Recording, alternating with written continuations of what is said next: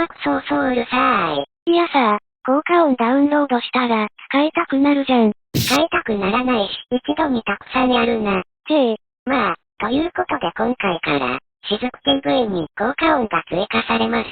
これからもじゃんじゃん、どんどん面白い動画を作る予定なのでこれからも見ていってください。それじゃあ、バイミックス。